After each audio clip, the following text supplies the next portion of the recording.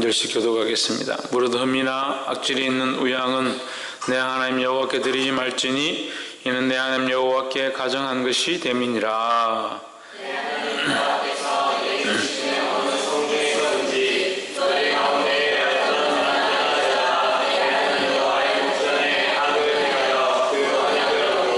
가서 다른 신들을 섬겨 그것에게 절하며 내가 명하지 아니한 이를 성신에게 절한다 하자.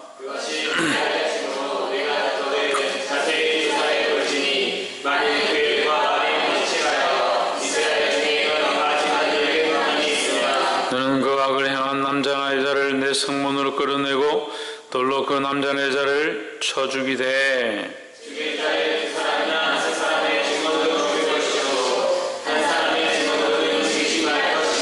이런 자를 죽이면은 정인이 먼저 그에게 손을 댄 후에 뭇 백성이 손을 댈지니라. 너는 이와 같이 하여 너희 중에 악을 제할지니라.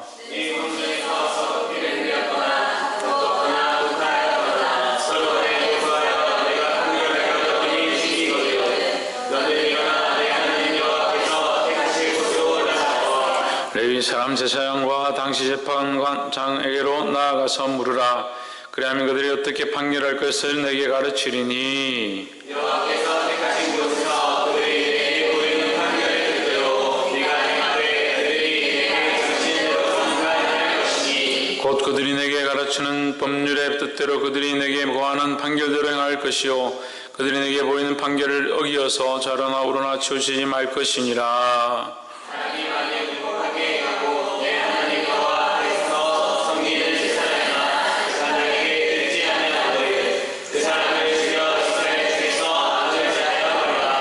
그리하면 온 백성이 듣고 두려워하여 다시는 천자의 행치 아니하리라.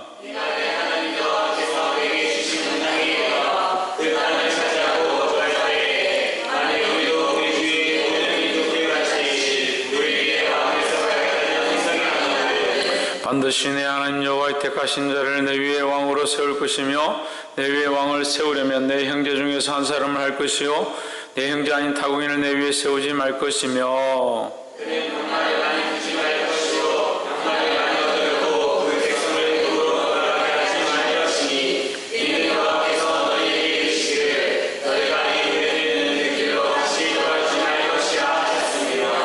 아내를 많이 두어서 그 마음이 미혹되게 말 것이며 은검을 자기를 위하여 많이 쌓지 말 것이니라.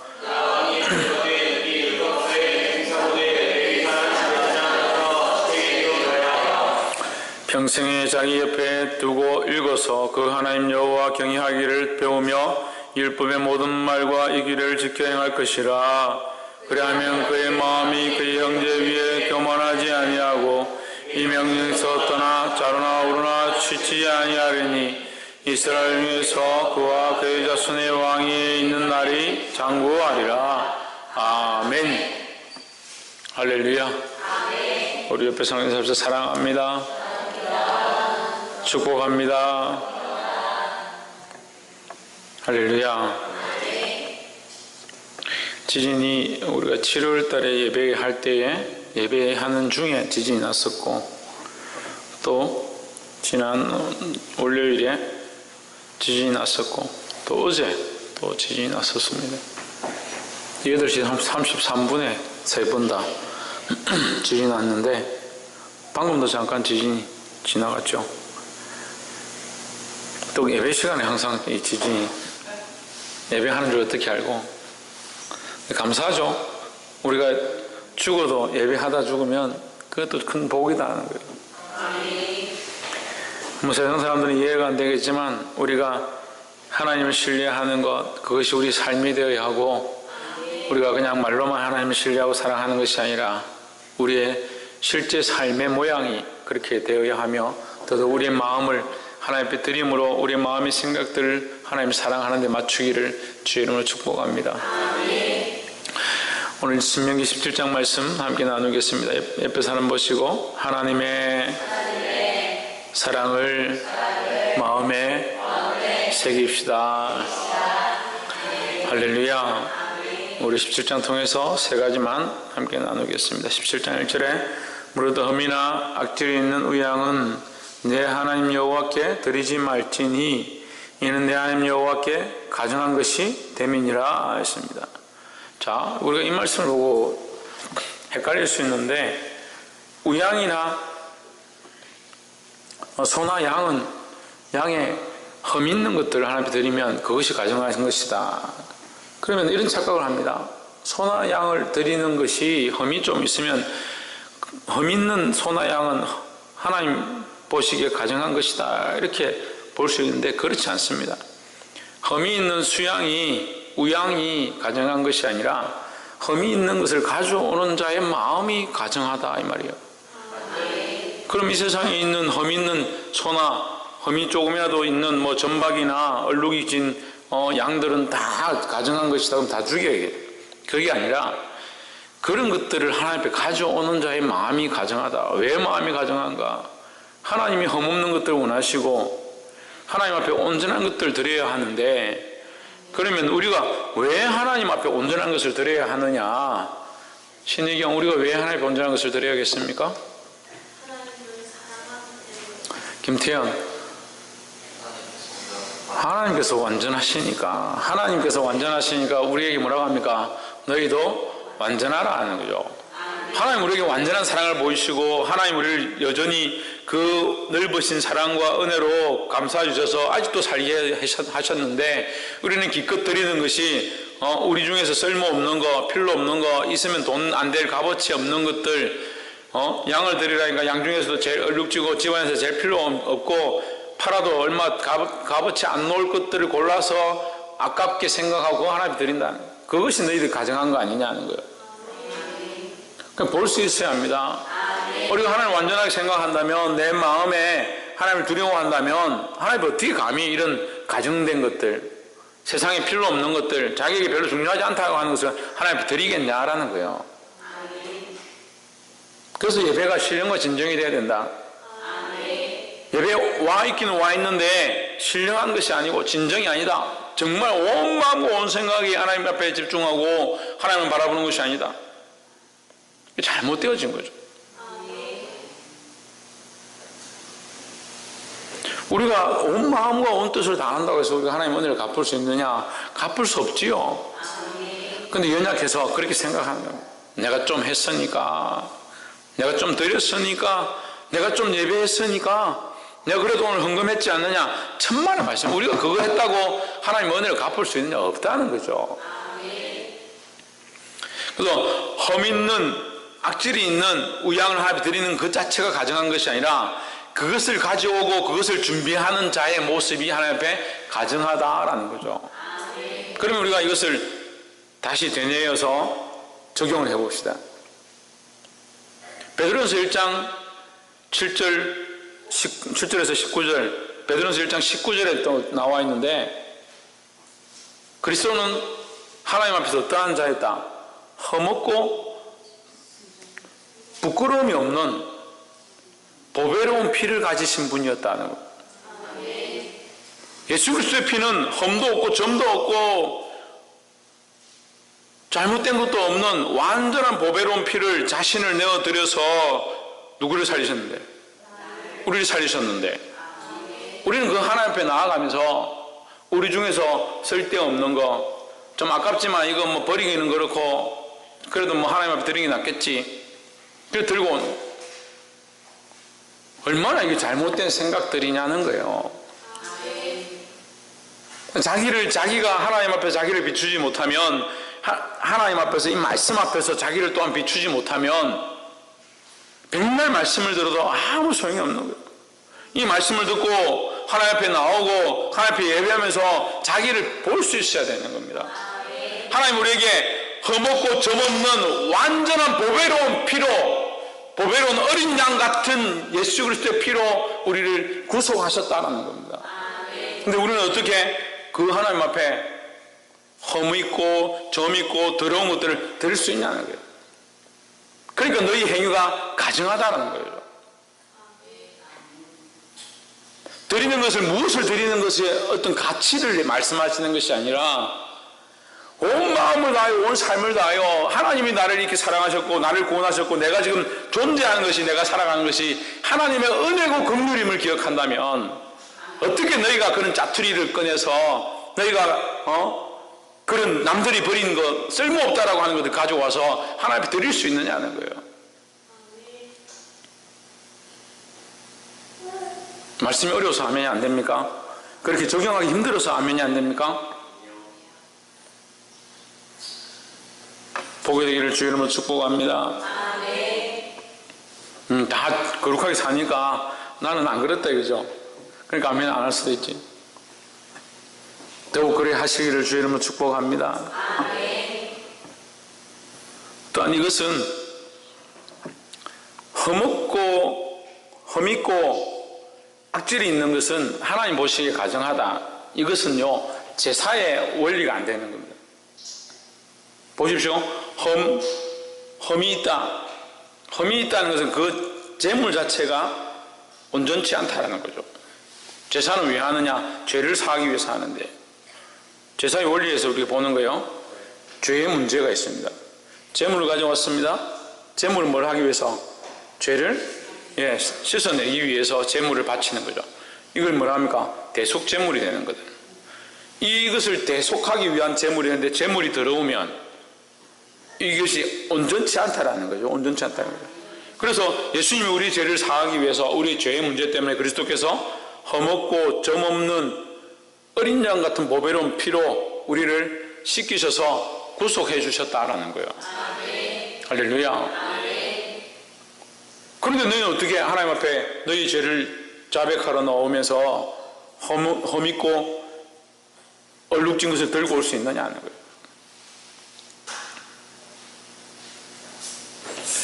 그리스도에게 죄가 있었느냐? 죄가 없죠. 잘못된 것이 있었느냐? 잘못된 것이 없죠. 십자가에 못 박힐 만한 합당한 이유가 있었냐? 그것도 없지요. 그렇지만 죽으셨다는 거죠. 그리고 죄 없으신 분이 죽으셨기 때문에 우리의 죄가 사함을 입는다는 거죠. 근데 험이 있고 얼룩졌으면 이건 뭘 상징합니까? 이미 죄의 모양들이 묻어 있다는 거죠. 더럽고 가증한 모양들이 묻어 있다는 거죠. 이것이 어떻게 죄를 씻을 수 있느냐? 그것은 그 가증한 것 때문에 죽는다는 거예요. 죄의 대가로 그 스스로 죽는다. 필요 없다는 거죠. 이것을 죽여도 이 죄를 사는 것이 아니라 자기 스스로의 죽음밖에 되지 않는다. 그래서 우리 죄를 살 수 있는 분은 예수 그리스도밖에 없다. 왜? 죄 없으신 분이셨기 때문에.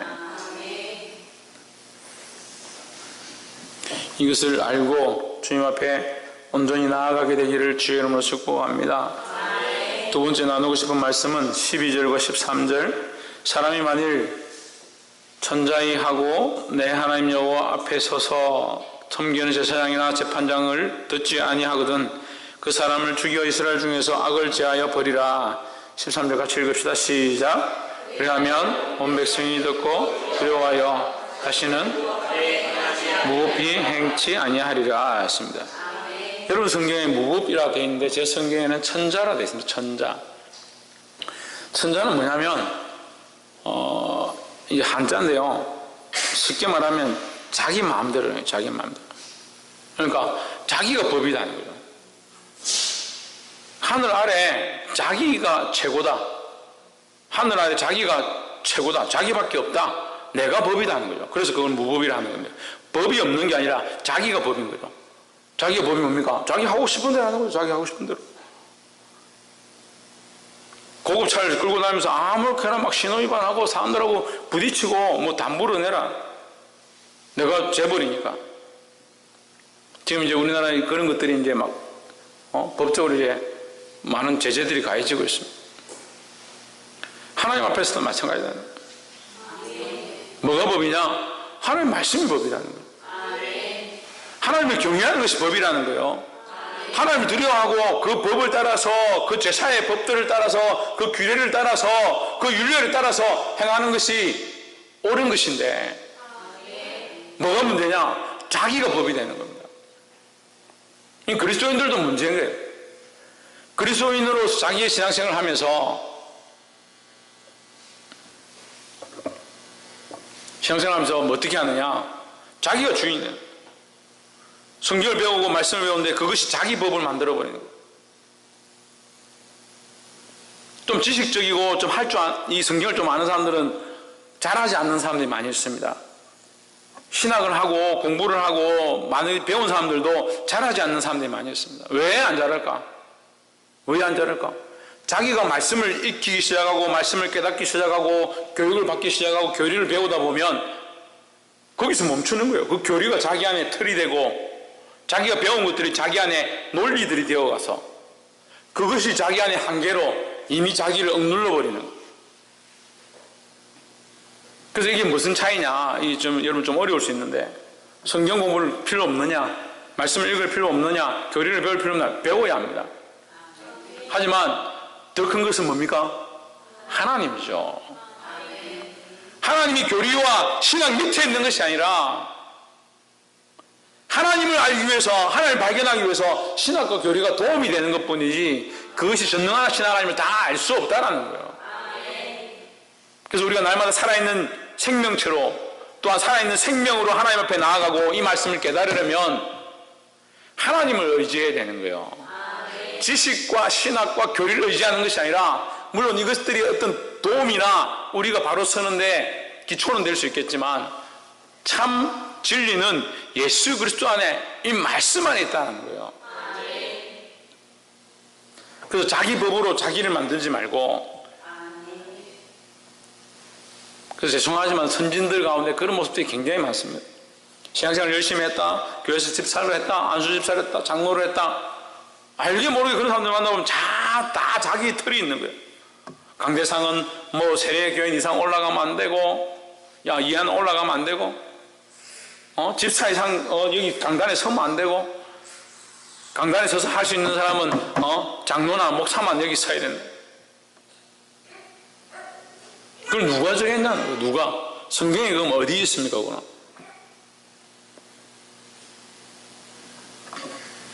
그런 것들보다 하나님을 경외할 줄 아는 것들이 훨씬 중요하다는 거예요. 여러분 자리에 앉아 있어도 그냥 집 안에 있어도 하나님을 경외하고 두려워할 줄 안다면, 하나님을 사랑하고 하나님을 가장 두려워할 줄 안다면 그 사람이 오히려 더 큰 사람이라는 거예요. 할렐루야. 자기가 만든 자기 법, 자기가 살고 싶은 대로 사는 거, 자기가 보고 싶은 대로 깨닫는 그런 모습이 아니라 성령이 이끄시는 대로 하나님의 거룩한 뜻을 보게 되는 저와 여러분 되기를 주의 이름으로 축복합니다. 그래서 이 말씀처럼 천자에 행치 말고 하늘 아래 자기가 최고의 법이 되어서 자기 마음대로 행하지 말고 하나님의 법을 따라, 하나님의 말씀을 따라 살게 되기를 간절히 소망합니다. 마지막으로 15절에 반드시 내 하나님 여호와의 택하신 자를 내 위에 왕으로 세울 것이며 내 위에 왕을 세우려면 내 형제 중에서 한 사람으로 할 것이요 내 형제 아닌 타국인을 내 위에 세우지 말 것이며 했습니다. 14절과 15절은 우리가 어디서 본 듯한 말씀인데 사무엘상에 가면 나오는 거예요. 이스라엘 백성들이 하나님께 뭘 요청하냐? 왕을 세워달라 요청하는 겁니다. 그런데 그것에 대한 법을 이미 이 말씀에서 신명기 17장에서 그들에게 가르쳐 주셨다는 거예요. 어떻게 세우느냐? 왕을 세우지 말라고 한 것이 하나님의 법이 아닌 거예요. 근데 백성들은 이게 착각하고 있는 겁니다. 왕을 세우면 안 되냐? 왜 다른 나라는 다 왕을 세우는데 우리에게 왕을 세워주지 않느냐? 제발 왕을 세워달라. 여기 절차와 법들을 얘기했습니다. 반드시 내 하나님 여호와의 택하신 자를 내 위에 왕으로 세울 것이며, 왕으로 세우는데 너희가 세우고 싶은 사람, 보기에 용모가 좋고 덩치가 크고 그런 사람을 세우는 것이 아니라 하나님께서 지정하신 자, 하나님께서 세우신 자를 너희가 왕으로 세우라 하는 거예요. 할렐루야. 이건 뭘 말합니까? 이건 뭘 말합니까? 우선권을 하나님께 드리는 거죠. 선택을 내가 다 하고 내가 결정하고 왕을 세워달라 이것이 아니라 하나님 앞에 우선권을 드리는 거예요. 뭐가 문제냐? 왕을 세우는 게 문제가 아니라 그 우선권을 하나님께 두지 않으니까 하나님의 통치도 싫고 하나님이 선택한 왕도 싫고 하나님이 이끄시는 것도 싫고 우리가 마음대로 하겠다. 우리가 우리의 왕을 세워서 우리를 위하여 우리를 다스리게 하겠다.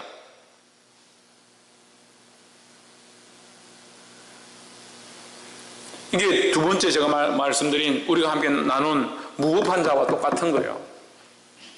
무법한 자는 뭐가 없느냐? 하나님을 경외함이 없는 거예요. 하나님을 두려워하고 그 하나님이 우리의 왕이심에 대한 인식들이 없는 겁니다. 그러니까 누가 왕이 되냐? 자기가 왕이 되는 거죠. 말로는 예수 우리 왕이여 찬양하고 예수 그리스도가 우리의 주입니다 라고 말을 하지만 실제로는 자기가 자기의 왕이 되어 있다. 그 찬양하는 것 자체도, 그 손을 드는 것 자체도 자기가 자기를 위하여 자기에게 명령해서